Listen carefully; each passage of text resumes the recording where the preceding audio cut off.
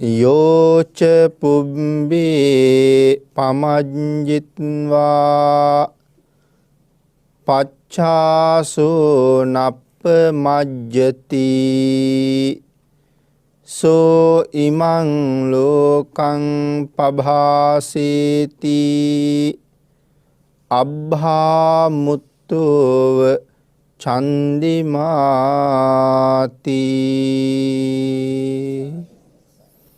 පින්නතුනි, අද ධර්ම දේශනාවේ මාතෘකාව හැටියට යොදාගත් ගාථා රත්නය තමයි අපි මුලින් සිහිපත් කරන්නට යෙදුනේ. යෝච පුබ්බේ පමජ්ජිත්වා පච්ඡාසෝ නප්ප මජ්ජති සෝ ඉමං ලෝකං පභාසේති අබ්බා මුත්තෝව චන්දිමාති. අපේ භාග්‍යතුන් වහන්සේ විසින් දේශනා කොට වදාළ ධම්මපද පාළියෙහි සඳහන් වන මේ අති උතුම් වූ ගාථා රත්නයෙහි සරල තේරුම පිළිබඳව අපි කල්පනා කරලා බැලුවොත්, යමෙක් පෙර පමා බවට පැමිණ සිට පසුව නොපමා වේද, හෙතෙම වලා පටල වලින් මිදුන සඳ යම්සේ බබලන්නේද එසේම බබලන බව මේ ගාථාවේ සරල අර්ථයයි. මේ ගාථා රත්නය භාග්‍යතුන් වහන්සේ දේශනා කොට වදාළේ සම්මුංජනීය කියන මහරහතන් වහන්සේ අරමුණු කරගෙන. අපි බුදුරජාණන් වහන්සේ ජීවමානව වැඩ හිටපු කාලේ මේ සම්මුංජනීය කියන තෙරුන් වහන්සේ වත් පිළිවෙත් කරන්න හරීම කැමතියි. උදේ ඉඳලා දවල්ද හවසද එහෙම වෙලාවක් කලාවක් උන්වහන්සේට තිබුණේ නැහැ. හැම වෙලාවකම වගේ කොයි වෙලාවෙ බැලුවත් මේ ස්වාමින් වහන්සේ ඉදලක් කොස්සක් අතේ තියාගෙන කොහේ හරි තැනක් පිරිසිදු කරනවා. ඒක උන්වහන්සේගේ දිනචරියාව වගේ වෙලා තිබුණා. හැමදාම කරන වැඩි. එක දවසක් උන්වහන්සේ කොස්සත් අරගෙන ඉදලත් අරගෙන රේවත කියන රහතන් වහන්සේ වැඩ ඉන්න තැනට ගියා.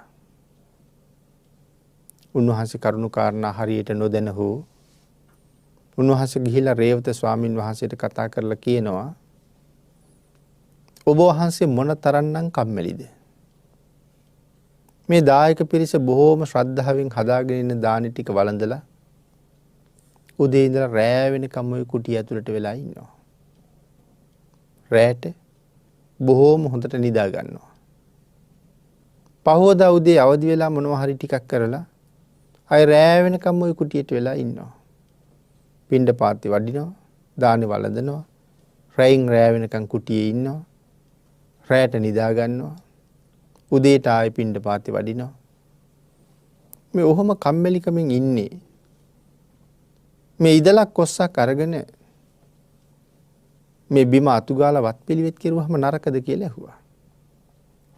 ආන් ඒ වෙලාවේ රේවත රහතන් වහන්සේ කල්පනා කළා, මෙයාට අවවාදයක් කරන්න හොඳම වෙලාව මේක කියලා. එහෙම හිතලා අර සම්මුංජනීය ස්වාමින් වහන්සේට සඳහන් කළා, වෙත්නි ගිහලා හොඳට නාගෙන එන්න කියලා. උන්වහන්සේ නාගෙන ආවට පස්සේ පසෙක වාඩි වෙන්න අවස්ථාව හදලා දුන්නා. උන්වහන්සේ වාඩි වුණා කියපු විදිහට. ආන් ඊට පස්සේ රේවතයන් වහන්සේ අපූර්ව අවවාදයක් කළා. ඇවැත්නි, මේ ශාසනයේ තියෙන වතපිළිවෙත කර කරාම කාලේ නාස්ති කරන්න නෙමෙයි. සුදුසු වෙලාවට සම්පූර්ණ කළ යුතු වතක් තියෙනවා.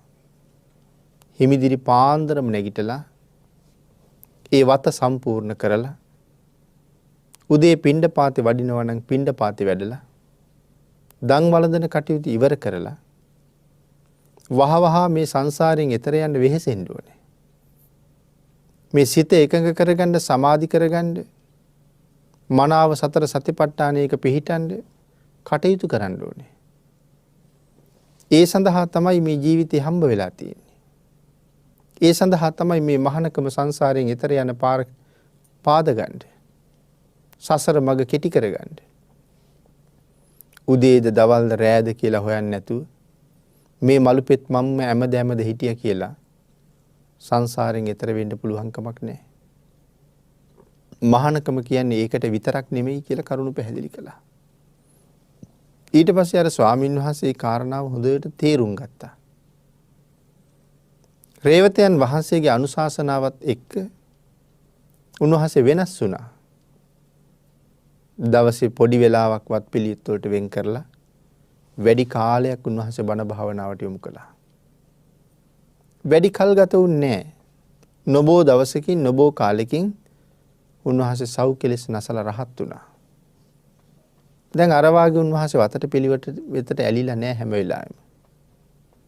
නමුත් උන්වහන්සේ නිතරම වත් පිළිවෙත් කරන්නේ නැති නිසා ආරාම භූමිය බොහෝසේ කොළරොඩු වැටිලා අපවිත්‍ර වෙලා. වෙනදනම් ගහක කොළයක් වැටිලා තිබුණාම දි รา පු නට්ටක් වැටිලා තිබ්බහම ඒ ස්වාමීන් වහන්සේ ඔක්කොම විසි කරලා ආයෙත් අතු ගන්නවා. දැන් එහෙම කරන්නේ නැහැ.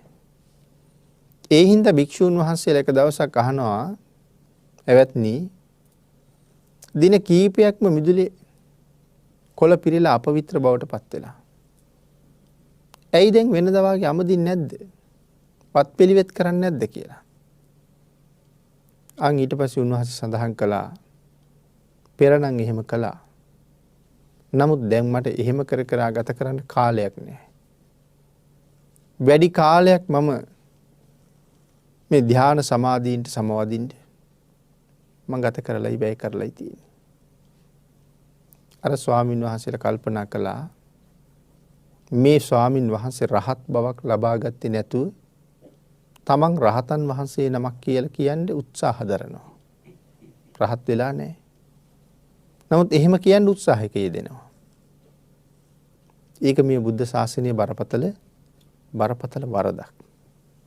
නැති ಗುಣ කියාපෑම. භික්ෂූන් වහන්සේලාට නම් ඒක පරාජිකාවක්. උපසම්පදා භික්ෂූන් වහන්සේලාට විශේෂ ශික්ෂාපද 4ක් භාග්‍යතුන් වහන්සේ පනවලා තියෙනවා. ඒ ශික්ෂාපද වලට කියන්නේ පරාජිකා කියලා. යම් කෙනෙක් පරාජිකාපත්තියකටපත් වුණොත් නැවත ඒ ශාසනීය උපසම්පදාව ලබන්න බෑ. පරාජිකාපත්තියකටපත් වුණා කියලා කියන්නේ මහානකමෙන් පෙරදුනා කියන එකයි.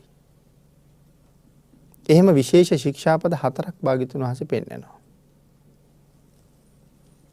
එතකොට මේ නැති ಗುಣ කියන එක හතරවෙනි පරාජිකාව උතුරු මිනිස් ගුණ උත්තරී මනුස්ස ධම්ම කියන පරාජිකාව. තමන් සෝවාන් වෙලා නැතුව මම සෝවාන් කෙනෙක් කියලා කියනවා.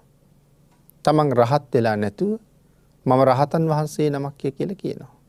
නැති ගුණයක් කියනවා.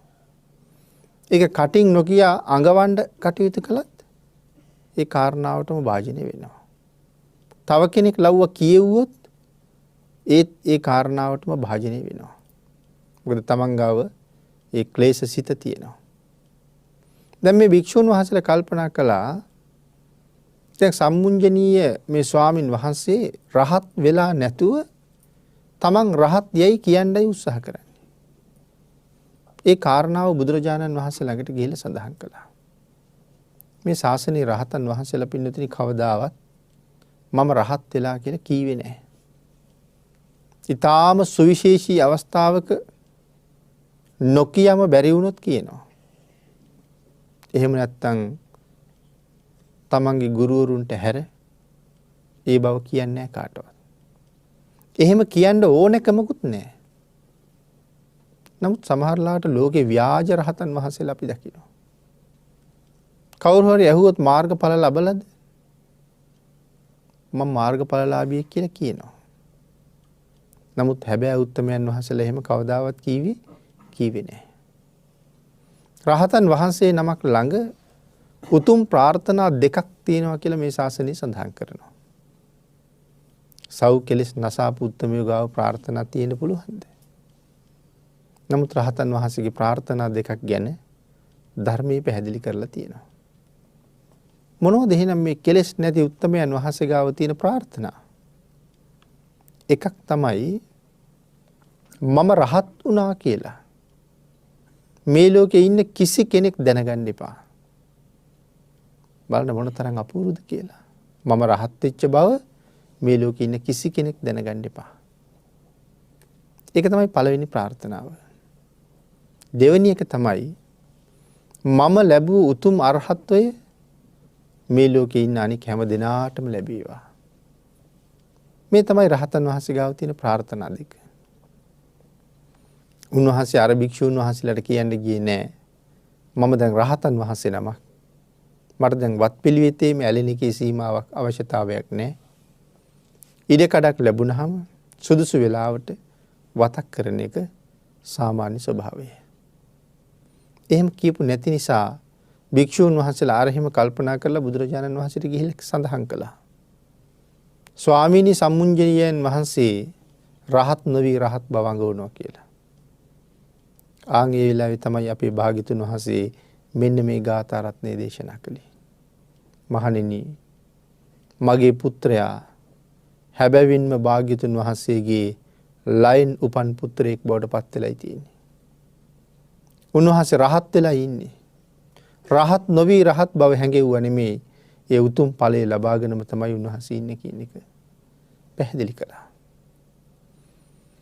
එතකොට මේ ගාථා රත්නයෙන් සඳහන් කළේ යමෙක් පෙර පමා බවට පැමිණ සිටද පසුව තමා නොපමා වන්නේද ආන්ගේ කෙනා වලා පටලෙන් මිදුන සඳ කොයි වගේ බබලෙනවද ඒ වගේ බබලෙනවා කියලා සඳහන් කළා. යේච පුබ්බේ පමජ්ජිත්වා යමෙක් පෙර පමා බවට පැමිණ සිටියේද. මෙතන පින්නතුනි මොනවද මේ පමා බවට පැමිණිලා හිටිය කියලා කියන්නේ? ප්‍රමාදයටපත් වෙනවා.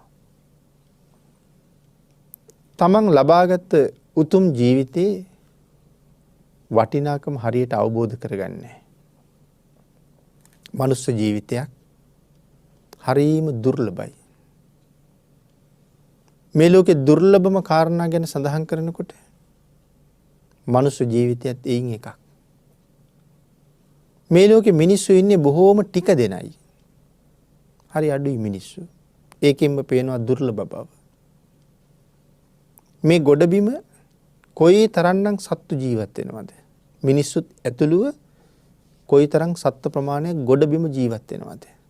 කූඹියාගේ මදුරුවාගේ කෝඳුරුවාගේ වගේ ඉඳලා ඇහැට පේන සත්තු. ආන්ගේ සත්තු ප්‍රමාණයට වඩා වැඩියෙන් සාගරයේ සත්තු ඉන්නවා කියලා සඳහන් කරනවා. ගොඩබිම ඉන්න සියලුම සත්වයන්ට වඩා සාගරයේ ඉන්න සත්තු වැඩි.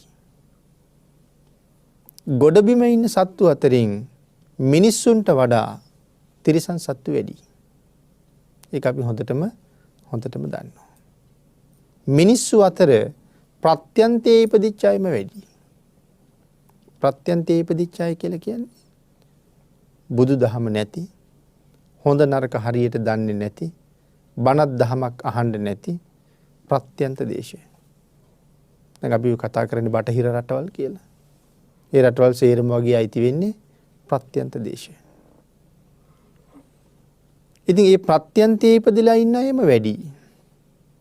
එහෙනම් සාමාන්‍යයෙන් ලෝකේ බෞද්ධ රටවල් තියෙන කීපයයි.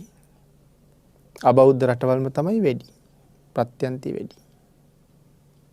එතකොට ඒ මිනිස්සු අතර ප්‍රත්‍යන්තයේ ඉන්න අය වැඩි. දැන් මේ බෞද්ධ රටවල් වල ඉන්න අය අතරත් බණ අහන අය හුඟ අඩුයි. ඒ අතර බණ අහන පිරිසකුත් ඉන්නවා.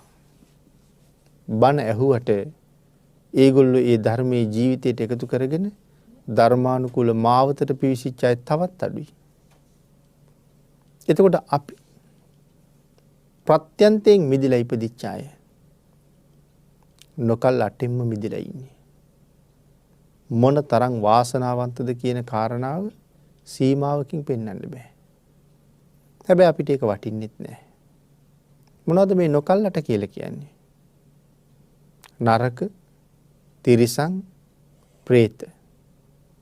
මේ ආත්මවල ඉපදුනහම පින් කරන්න පුළුවන්ද?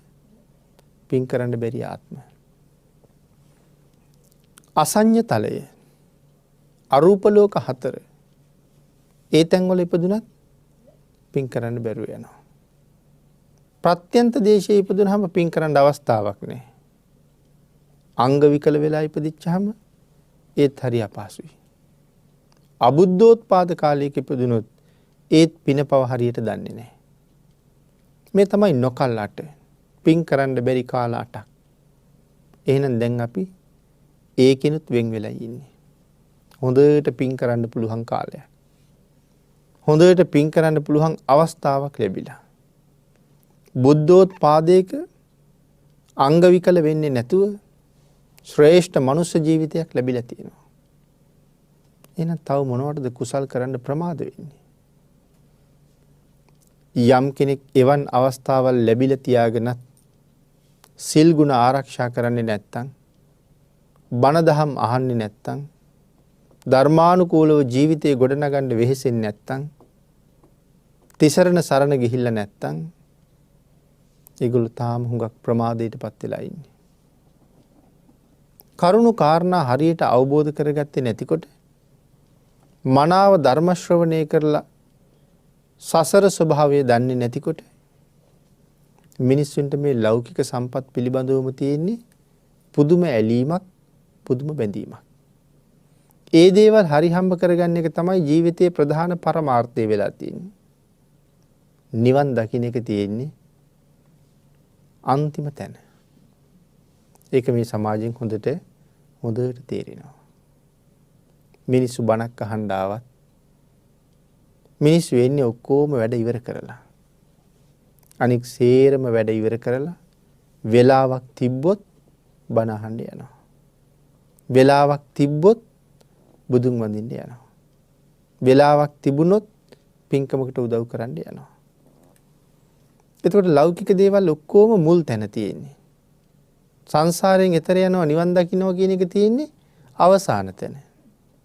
නමුත් මේ ලැබිච්ච ජීවිතෙන් ඒක තමයි මුලට ගන්න තියෙන්නේ. අපි අවශ්‍යම දේ අගට දාලා අනවශ්‍ය දේවල් මුලට අරගෙන. එහෙම ජීවත් වෙවි ඉන්නකොට දන්නේම නැතුව අපි ජරාවටපත් වෙනවා. දවසින් දවස මොහොතින් මොහොත අපිට වයස යනවා. වයස ගිහිල්ලා අපි ජරාව ළඟට ව්‍යාධියටපත් වෙනවා. දැන් ලෙඩ වෙලා. දැන් ආයෙ පින්කම් කරන්න කාලයක් තියෙනවද? දැන් කොන්දේ අමාරුවට බේත් කරන්න ඕනේ. දනිස් අමාරුවට බේත් කරන්න ඕනේ. පිළිකාවට බේත් කරන්න ඕනේ. වකුගඩු රෝග වලට බේත් කරන්න ඕනේ. තවත් නොයේක් රෝග වලට බෙහෙත් කරන්න ඕනේ. දැන් පින් කරන්න කාලයක් නැහැ, බෙහෙත් කරන්න තියෙනවා. බෙහෙත් කරලා සනීප වෙලා පින් කරනවා කියලා හිතන්න පුළුවන්. කවුද දන්නේ සනීප වෙලා ජීවත් වෙයිද කියලා? අන්තිමට දන්නේම නැතුව පමා වෙවි ඉඳලා මැරිලා ගිහිල්ලා. කොහෙද උපදින්න වෙන්නේ? සතර අපායේ කොහේ හරි තැනක උපදින්න සිද්ධ වෙනවා. එහෙනම් මේ වාගේ මේ නොයේ කටයුතු කර පමා වෙවි අපි ඉන්නවා. මෙතන සඳහන් කරන හැටියට වත් පිළිවෙත් කිරීම නිසා හෝ බණ දහම් ඉගෙන ගැනීම නිසා යම් කාලයක් සමත විදර්ශනා වඩන්න තමන්ට අවස්ථාව නොලැබුණාද? ධ්‍යාන භාවනා වඩන්න අවස්ථාවක් නොලැබුණාද? ඒ කාලයත් සලකන්නේ පමා වෙච්ච කාලයක් හැටියට. වත් පිළිවෙත් කරන එක හොඳයි. මේක මේ පැවිදි ජීවිතයේ අත්‍යවශ්‍ය කාරණාවක්. වත්තං න පරිපූර්ණති න සීලං පරිපූර්ණති. වත සම්පූර්ණ නැත්තම් සිල් සම්පූර්ණ නැහැ. මේ ශාසනයේ වත් පිළිවෙත් ගොඩක් තියෙනවා. භික්ෂුන් වහන්සේලාට දානශාලාවේ වත තියෙනවා. බුදුරජාණන් වහන්සේ වෙනුවෙන් කරන වත තියෙනවා. වැසිකිලි කැසිකිලි පිරිසිදු කිරීමේ වෙනම වතක් තියෙනවා. තමන් ජීවත් වෙන ආරාමයේ අවට පිරිසිදු කිරීම, බෝමලු චෛත්‍යමලු පිරිසිදු කිරීම වෙනම වතක් තියෙනවා. වත් පිළිවෙත් ගොඩක් තියෙනවා ශාසනයේ. ඒවා අවශ්‍ය නිසා භාග්‍යතුන් වහන්සේ දේශනා කරලා තියෙනවා. නමුත් මේ සම්මුඤ්ජනීය තෙරුන් වහන්සේ වගේ උදේ ඉඳලා රෑ වෙනකම්ම වතට විතරක් කාලේ නාස්ති කරනවා නම් අනික් කටයුතු ඔක්කොම අතහැරිලා යනවා. එහෙනම් මේ වත් පිළිවෙත් කරන වෙලාවක් තියෙනවා. ඒ වෙලාවට වත ඉවර කරලා වැඩියෙන් බණ භාවනා කටයුතු කරගන්නවා. ධර්ම අධ්‍යයනය කටයුතු සිද්ධ කරගන්නවා. දැන් ධර්මයේ ඉගෙන ගන්නවා කියලාම කාලේ නාස්ති කරන්නෙත් නැහැ. ඉගෙනගත්ත ධර්මයේ ජීවිතයට එකතු කරගෙන ඒ ධ්‍යාන භාවනා කටයුතු සම්පූර්ණ කරගන්නවා. නමුත් එහෙම නොකර වත්පිළිවෙත් කරනවා කියලා උදේ ඉඳලා රෑ වෙනකම් මේ දේවල්ම කර විහාරස්ථානයේ කටයුතු කරනවා කියලා නොයේක් ගොඩනැගිලි ආදී මේ දේවල් සකස් කිරීම හැදීම් ආදී කටයුතුම කර දායකයන්ගේ කරන්න තියෙන ඕනෑපාකම්ම සම්පූර්ණ කර ගත කරන කාලය පමා වුණ කාලයයි. අනුන්ට යමක් කෙරිලා තියෙනවා. නමුත් Tamanට යමක් කෙරිලා නැහැ. ඒක යම් කෙනෙක් යම් දවසක අවබෝධ කරගත්තා නම් තේරුම් අරගත්තා නම් ඒ පුජ්‍යලයා ඊළඟට තමන්ගේ ජීවිතය වෙනුවෙන් තමන් මොනවද කළ යුත්තේ? තමන් තමන්ට කොහොම අනුකම්පා කරගත යුතුද? තමන් තමන්ට කොයි ආකාරයෙන් සලකා ගත යුතුද? ලැබිච්ච අවස්ථාවෙන් කොහොමද ප්‍රයෝජන ගන්නේ? ආන් ඒක හිතලා යම් කෙනෙක් වැඩියෙන් දැන් කාලය යොමු කරලා තියෙන්නේ බණ භාවනා කටයුතු වලට. ධර්මයේ ඉගෙන ගන්නවා, ප්‍රගුණ කර ගන්නවා, බණ භාවනා කටයුතු කර ගන්නවා, සංසාරයෙන් එතර යන්න වීරිය වඩනවා. ආන් එතෙන්ට ආවට පස්සේ දැන් යා නොපමා පුජ්‍යලී. අප්‍රමාදී පුජ්‍යලී. මේ ශාසනය තුළ කරගන්න තියෙනවා නම් අති විශාලතම වූ පින්කමක්. මොකද්ද ශාසනයේ තියෙන ලොකුම පින්කම? ඒක තමයි අප්‍රමාදී බව. අප්‍රමාදී කියලා කියම හැම පැත්තටම අප්‍රමාදී. ප්‍රමාදීව ඉඳගෙන මොකවත්ම කරන්න බෑ. එහෙනම් යමෙක් අප්‍රමාදී වුණා කියලා කියන්නේ හැම කුසල කර්මයක්ම සම්පූර්ණ කරනවා. දෙපා සතුන් අතර උසස්ම කෙනා තමයි ලෞතර බුදුරජාණන් වහන්සේ. කුසල ධර්මයන් අතර උසස්ම පින්කම තමයි අප්‍රමාදී බව. ආන් එහෙම අප්‍රමාදීව කටයුතු කරන්න හැම වෙලාවෙම බුදුරජාණන් වහන්සේ අපිට අනුශාසනා කළා. අප්‍රමාදය අමෘත පදයයි. අප්පමාදෝ අමත පදං.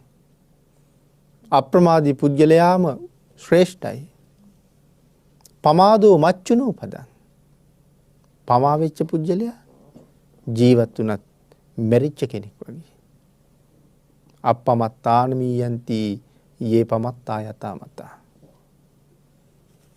එහෙමනම් මෙතන යෝච පුබ්බේ පමජ්ජිත්වා පච්චාසෝ නප්පමජ්ජති. පෙර පමා වෙලා හිටපු කෙනෙක් පසුව නොපමාවන්නේද? ඔහු හරියට වලාකුලින් මිදුන සඳ වාගේ. වලාකුලට වැහුණ සඳ වලාකුලින් මිදුනහම අපිට පේන්නේ පෙරට වඩා දැන් හරි දීප්තිමත් කියලා. චන්ද්‍රයාට උපද්‍රව කීයක් තියෙනවද? චන්ද්‍රයාට උපද්‍රව 4ක් තියෙනවා. බැබලෙන්න දෙන්නේ නැතුව උපද්‍රව 4ක් බාධා කරනවා. පළවෙනි එක තමයි අබ්බා කියලා කියන්නේ. මොනවද මේ අබ්බා කියලා කියන්නේ? අබ්බා කියලා කියන්නේ වලාකුළට. සඳ පේන්න දෙන්නේ නැහැ, වලාකුළ ඇවිල්ලා හඳ වහ ගන්නවා. ඊට පස්සේ කියන පිනතිනේ මහිකා කියලා. මහිකා කියලා කියන්නේ පින්න. බොහෝසේ පිනිබාලා තියෙන වෙලාවට හඳ පේන්නේ. ඊළඟට කියනවා දූම. දුම් නැගිලා තියෙන වෙලාවට. දුම නිසා හඳ වැහිලා තියෙනවා. ඊළඟට රාහු. රාහු අසුරේන්ද්‍රයා චන්ද්‍රයා ගිල ගන්නවා. මේ බාධා 4 හඳට තියෙනවා. වලාකුළ, පින්න, දුමානය, රාහු. ඊට අමතරව නම් තවත් කාරණාවක් සඳහන් කරනවා දූවිලි සමූහය. සමහර රටවල් වල දූවිලි වලාකුළු වගේ තියෙනවා. දූවිලි වලා. එහෙම බාධාවකුත් හඳට තියෙනවා. නමුත් මේ සියලු බාධා වලින් මිදුන චන්ද්‍රයා පෙරට වඩා හරි දීප්තිමත්. ආන් ඒ වගේ තමයි කලක් තිස්සේ ප්‍රමාද වෙලා හිටපු අය. යම් මොහොතක අප්‍රමාදීව කටයුතු කරන්න පටන් ගන්නේද ඒ පුද්ගලයා මේ ලෝකේ බැබලෙන්න පටන් ගන්නේ මේ නොයෙක් උපද්‍රවයන්ගෙන් මිදුන චන්ද්‍රයා යම්සේ බබලෙනවද අප්‍රමාදී පුද්ගලයා ඒ වගේ බබලෙනවා. එතකොට මේ ශාසනයේ අප්‍රමාදී කියන උත්තමයන් වහන්සේලා අප්‍රමාදී ගුණය හොඳටම දියුණු කරගත්ත අය මහරහතන් වහන්සේලා. පිළිවෙලින් අප්‍රමාදී අය සෝවාන් වෙච්ච උත්තමයන් වහන්සේලා. සකදාගාමීන් වහන්සේලා. අනාගාමීන් වහන්සේලා. මහරහතන් වහන්සේලා. මේ අප්‍රමාදී භවයේ උතුම් ඵලය. මෙතන අප්‍රමාදී භවයේ තියෙන ලාභය ගැන මොකක්ද කියලා කල්පනා කරලා බැලුවොත් අපි පමා නොවෙන එකේ පුදුම ලාභයක් තියෙනවා. යම් කෙනෙකුට පුළුවන් වුණොත් අති උතුම් සෝවාන් භූමියට එන්න. උන්වහන්සේ කොයිතරම් ජයග්‍රහණය ලැබපු කෙනෙක්ද? සංසාරේ කොයි තරම්නම් පව් කරලා ඇද්ද? අද අපි මෙහෙම වාඩි වෙලා හිටියට මෙහෙම උතුම් මනුෂ්‍යාත්ම භාවයක් ලැබිලා තිබුණට අපි පෙර ආත්මවල කරගත්ත පව් ඔක්කොම ඉවර කරලාද මේ ඉන්නේ? අපි පෙර කරපු පව් කඳු වගේ ගොඩ ගෙහිලා තියෙනවා. අද මෙතන හිටියට නිරේ ගිහිල්ලා දුක් විඳින්න කරපු පව් ඕන තරම් තියෙනවා. ඊළඟ උපදින ආත්මයක අත නැතුව කකුල නැතුව කන නැතුව ඇස් නැතුව උපදින්න තරම් කරපු පව් ඕන තරම් තියෙනවා. හැබැයි ඒ පව් තවම විපාක දුන්නේ නැහැ. නමුත් ඒ පව් අහෝසි වෙලාද? ඒ පව් අහෝසි කරන්න නැති කරන්න කාටවත් බෑ. ඒව වෙන කාටවත් ගන්න පුළුවන්ද? ඒව වෙන කාටවත් ගන්නත් බෑ. එහෙනම් මා විසින් කරපු අකුසල් කවදා හරි දවසක මා විසින් ගෙවලා ඉවර කරන්න ඕනේ. මම මහගත්ත ඇඳුම මම මඳින්න ඕනේ. මම හදාගත්ත කෑම මමම භුක්ති විඳින්න ඕනේ. මම රැස් කරගත්ත කරුම මමම ගෙවන්න ඕනේ. ඒක වෙන කාටවත් බාර දෙන්න බෑ. එහෙනම් පෙර ජීවිතවල කොච්චර පව් කරලා ඇද්ද? මව්පියන්ට හිරිහැර කරලා, ගුරුවරුන්ට හිරිහැර කරලා, සත්තු මරලා, හොරකම් කරලා, මිනිස්සුන්ට ගහලා අතපය කඩලා අපි කරගත්ත පව්. ඒකයි මං කිව්වේ කඳු වගේ තියෙනවා කියලා. වෙන මොකක්ද කුසල කර්මයක් හේතු වෙච්ච නිසා අද මේ මනුස්ස ජීවිතය හම්බෙලා තියෙන්නේ. මේ වෙලාවෙම චන්ද්‍රයාට උපක්ඛිලේශ 5ක් බාධා කරනවා කියලා සඳහන් කරනවා. විශේෂයෙන් සඳහන් කරන්නේ උපක්ඛිලේශ 4ක්. මොනවද මේ උපක්ඛිලේශ 4? අබ්භා කියලා සඳහන් කරනවා වලාකුළ නිසා හඳේ බැබලීමට බාධාවක් තියෙනවා. ඊළඟට සඳහන් කරනවා පින්න නිසා නැත්තම් මේ පිනි නිසා හඳේ බැබලීමට බාධාවක් තියෙනවා. විශේෂයෙන් මීදුමෙන් හඳේ බැබලීමට බාධාවක් කරනවා. ධූම රාජ කියලා කියනවා. දුම නිසා හඳේ බැබලීමට බාධා කරනවා. ඊට අමතරව විශේෂයෙන් රාහුගේ බලපෑම හඳට තියෙන නිසා හඳේ බැබලීමට බාධා කරනවා. මේ කාරණා 4 හඳට තියෙන උපක්ඛිලේශ 4ක් හැටියට පැහැදිලි කරනවා. ඊට අමතරව දූවිල්ල හඳේ බැබලීමට බාධා කරන නිසා 5 වෙනි උපක්ඛිලේශයක් හැටියට දූවිල්ලත් සඳහන් කරනවා. නමුත් යම් වෙලාවක මේ උපක්ඛිලේශ වලින් මිදුනහම හඳ ඊටාම දීප්තිමත්. හැමෝම හඳ දකින්න කැමති. හැමෝටම හඳෙන් ලැබෙන ආලෝකයෙන් ලොකු ප්‍රයෝජනයක්. රාත්‍රී කාලේ. එහෙමනම් අපි පමා භවෙන් මිදුනහම අපි අපිට යහපතක් කරගත්ත අය වෙනවා. අපි ලෝකයට යහපතක් කළා වෙනවා. එදාට අපි මීට වඩා බැබලෙන්න පටන් ගන්නවා. කෙලෙස් බැඳීම් වලින් තොර වෙලා නොඑක් උපද්‍රව වලින් ඈත් වෙලා කරදර කම්කටොළු වලින් මිදිලා බොහොම නිදහස් ජීවිතයක් එදාට අපිට තියෙනවා. ආන් එහෙම ජීවිතයක් හදා ගන්නවා කියලා කියන්නේ මේ මාර්ගඵල ස්පර්ශ කළා කියන එකයි. මගඵල ලබා ගත්තා කියන එකයි. එදිනෙදා ජීවිතයේ තියෙන පංචකාමයට නීවරණ වලට බැඳිච්ච පැටලිච්ච සීමාවක් නැති රාජකාරීත් එක්ක කටයුතු කරන අපිට ලෝකෝත්තර මාර්ගයේ දියුණු කරගන්න තියෙන ලොකු බාධාවක්. මේ නීවරණ හැම වෙලාවෙම අපේ නිවන වහන්නම උත්සාහ දරනවා. නමුත් තමන් ලබාගත් උතුම් ජීවිතයේ වටිනාකම අවබෝධ කරගත්ත පුද්ගලයා හැම වෙලාවෙම නීවරණයන්ගෙන් මිදෙන්න උත්සාහ කරනවා. උපක්ඛලේශ වලින් මිදෙන්න ගැලවෙන්න උත්සාහ කරනවා.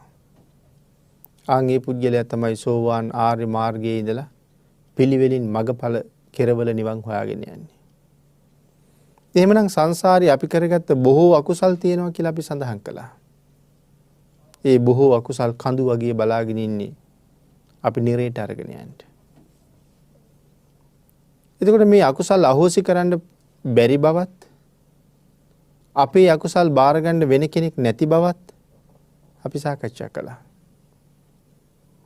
යම් කෙනෙක් මේ සෝවාන් කියන උතුම් ආර්ය මාර්ගඵලයේ ලබා ගත්තොත් පෙර අපි සිදු කරලා තවම විපාක දීලා නැතුව ඉතුරු වෙලා තියෙන ඒ කිසිම අකුසල කර්මයකට අපිව යටපත් කරන්න පුළුවන් කමක් ලැබෙන්නේ නැහැ.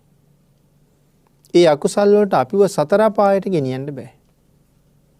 නිවන් දක්නා ಜಾති දක්වා මනුස්ස ලෝකේ ඉපදුනොත් සෝවාන් වෙච්ච කෙනෙක් මනුස්ස ලෝකේ ඉපදිච්ච නිසා විඳින්න වෙන දුක් සමුදායක් තියෙනවා.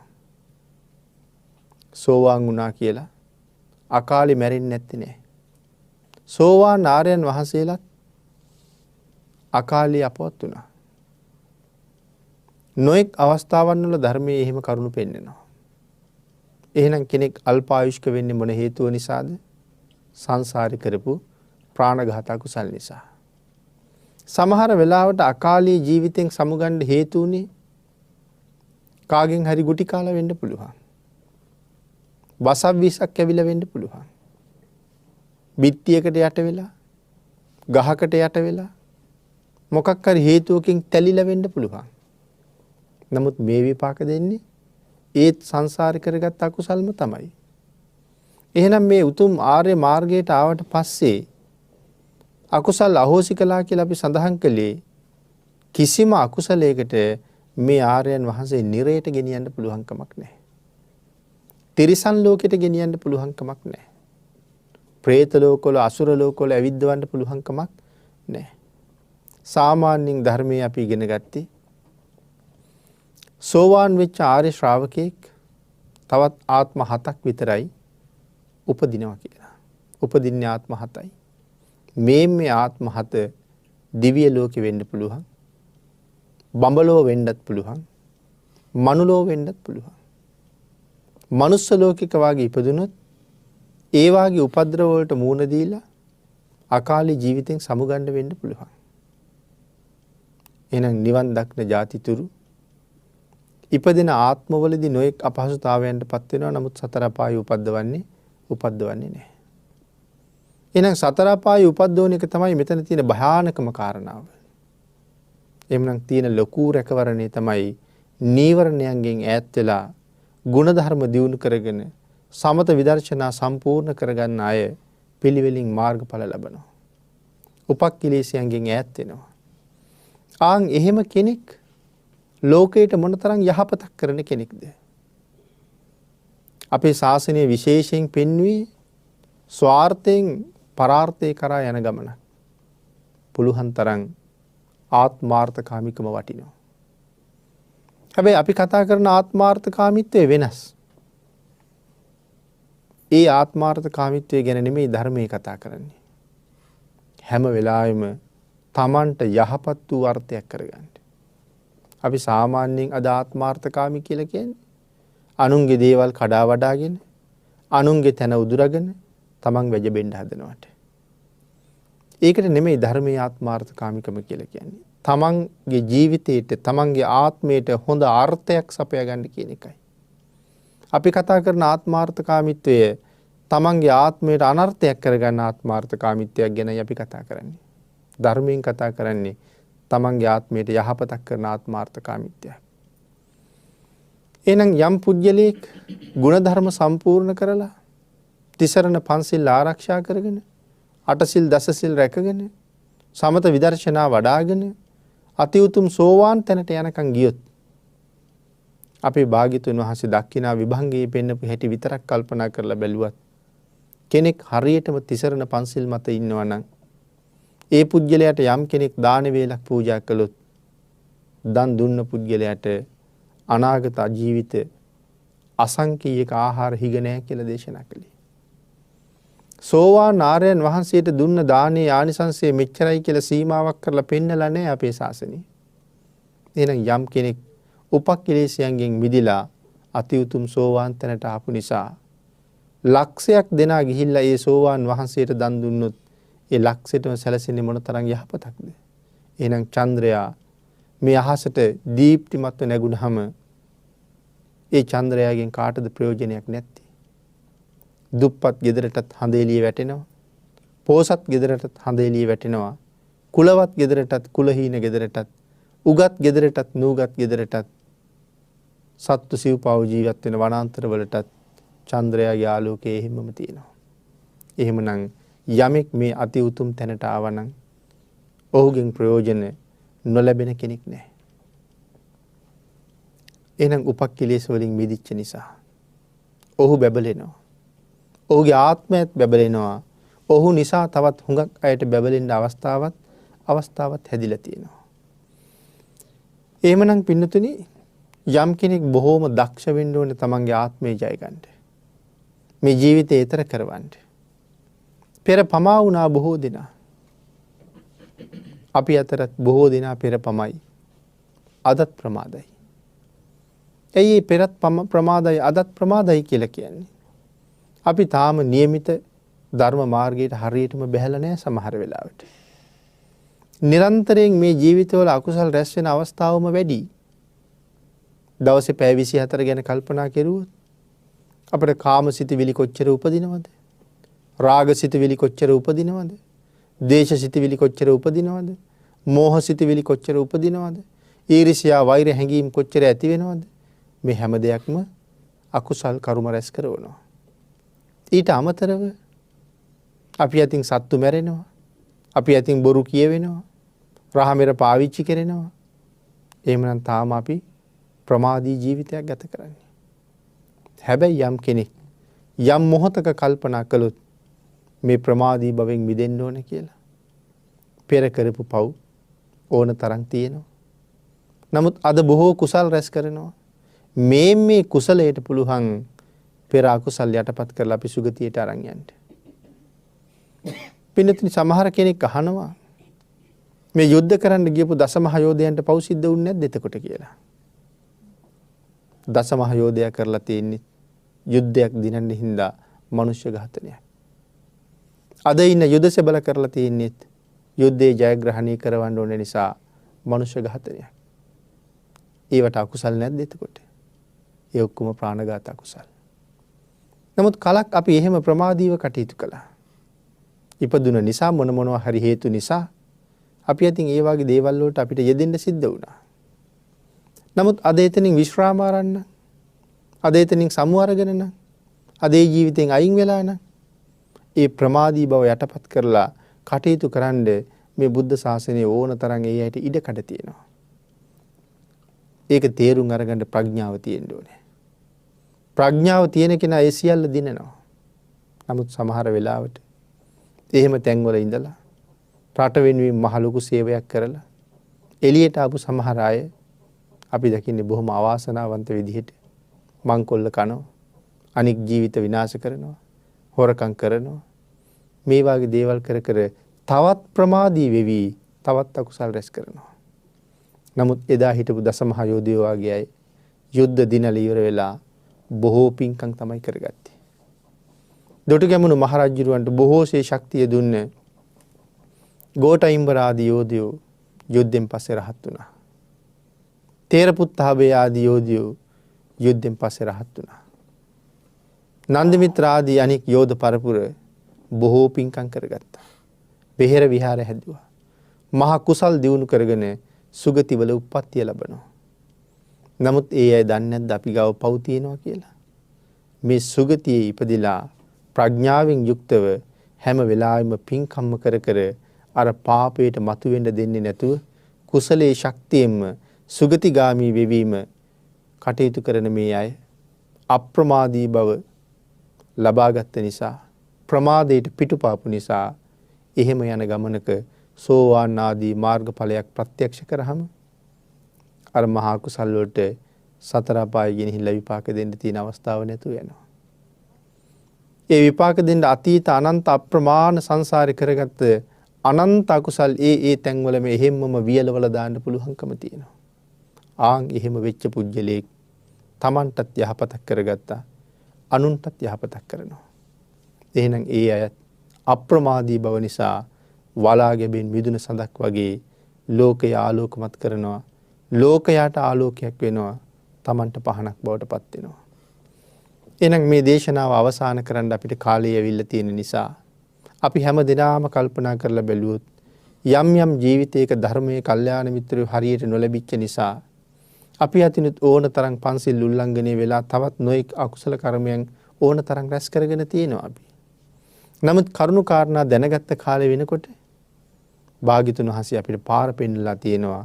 යමෙක් ආන් ඒ මාර්ගයට අවතීර්ණ වෙලා බුදුරජාණන් වහන්සේ පෙන්නපු මාර්ගයේ ගමන් කරන්න පටන් ගත්තොත් අපි එදාට අප්‍රමාදී පුජ්‍යලිය වුණා වෙනවා. එහෙම නැත්නම් දවසකට බොහෝ අකුසල් රැස් කරලා එක පින්කමක් දෙකක් කරනවා. අකුසල් ගෝණි ගානක් එකතු කරලා අපි එක පින්කමක් කරලා අපිට මේ සංසාරේ දිනන්න බැරුව යනවා. ආන් ඒ හින්දා බොහෝ කුසල් රැස් කරලා අකුසල් රැස් වෙන ප්‍රමාණය අඩු කරන්න උත්සාහ කරන්න ඕනේ. ඒකයි අප්‍රමාදී බව. ආන් එහෙම කටයුතු කරලා සතර අපායෙන් මිදිලා සුගතියෙන් සුගතියට ගමන් කරලා භයානක වූ සංසාරයෙන් එතර යන්න අපි සියලු දෙනාටමත් තුනුරුවන්ගේ අනන්ත ආශිර්වාදයෙන් ශක්තිය, ධෛර්යය, වාග්ය, වාසනාව උදා වේවා කියලා ප්‍රාර්ථනා කරමු.